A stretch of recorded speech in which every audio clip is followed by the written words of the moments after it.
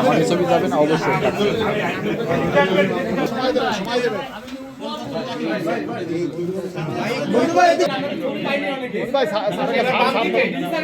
সকল দলের অংশগ্রহণে একটি নির্বাচন হতে যাচ্ছে।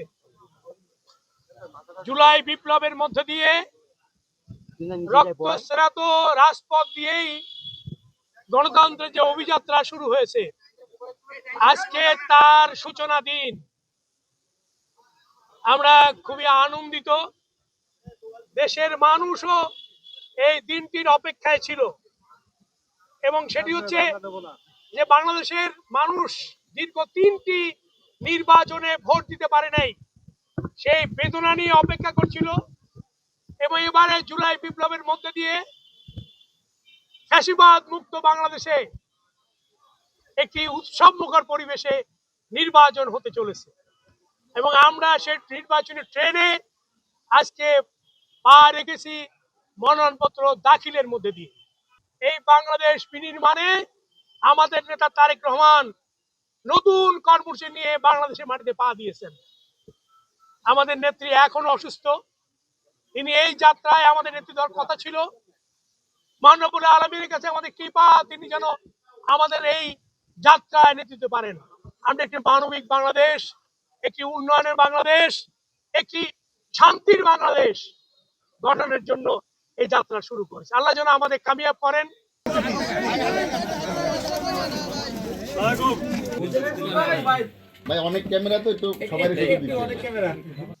আমরা চাই গণতন্ত্রের পথে এই যাত্রা অব্যাহত থাকুক, জনগণ তার পছন্দ ব্যক্তিকে ভোট দিক এবং গণতন্ত্র স্বাধীনভাবে পূর্ণাঙ্গরূপে প্রতিষ্ঠা লাভ করুক।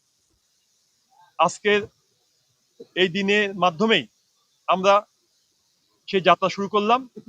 ইনশাল্লাহ 12 তারিখে যে নির্বাচন অনুষ্ঠিত হবে 12 ফেব্রুয়ারি, সেই নির্বাচনে জনগণ তার পছন্দের ব্যক্তিকে ভোট দিয়ে পছন্দের সরকার প্রতিষ্ঠা করবে এবং দীর্ঘদিনের তাদের যে চাওয়া পাওয়া আছে সে চাওয়া পাওয়া তাদের পছন্দের সরকারের মাধ্যমে তারা পূরণ করতে সক্ষম হবে। আমরা চাই জনগণ শান্তি ফিরে পাক।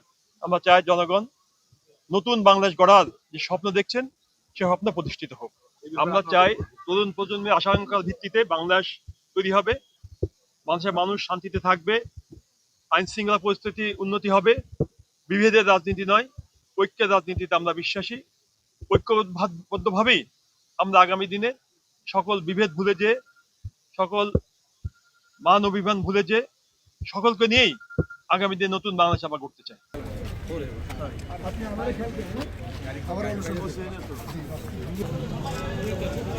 গত 17 বছরে মানুষ ভোট দিতে পারেনি।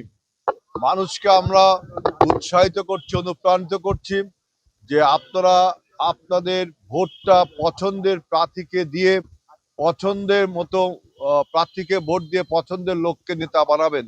এটাই আমাদের মূল বার্তা। আমরা নির্বাচনে যাতে সমস্ত মানুষ আপনার উৎসব মুখর পরিবেশে বিনা বাধায় আপনার যোগদান করতে পারে।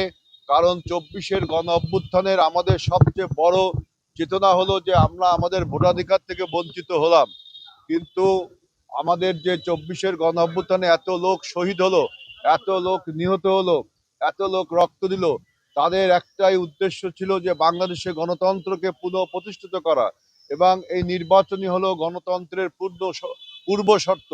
সুতরাং আমাদের এই খুলনা অঞ্চলের সমস্ত মানুষ দল মত নির্বিশেষে সবাই নির্বাচনমুখী এবং নির্বাচন একটা খুলনা জেলায় পুরো 6টি নির্বাচনী এলাকায় একটা উৎসব মুখর পরিবেশে প্রতিফলিত হচ্ছে।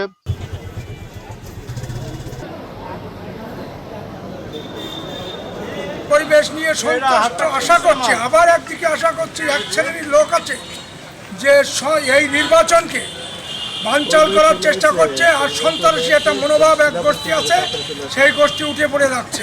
একে আমরা প্রতিহত করব। আমরা জামাত ইসলামের লোক, সুশৃঙ্খল দল, আমরা বিশৃঙ্খল দল না। তার প্রমাণ আজ জেলা প্রশাসক অফিসে আসছে, আমরা 5 জনই এই নমিনেশন পেপার জমা দিলাম। আমাদের এখানে লোক ছিল, তা আমরা 5 জনই গেছি। আমরা সুশৃঙ্খলভাবে চলি, আমরা বিশৃঙ্খলভাবে চলি না।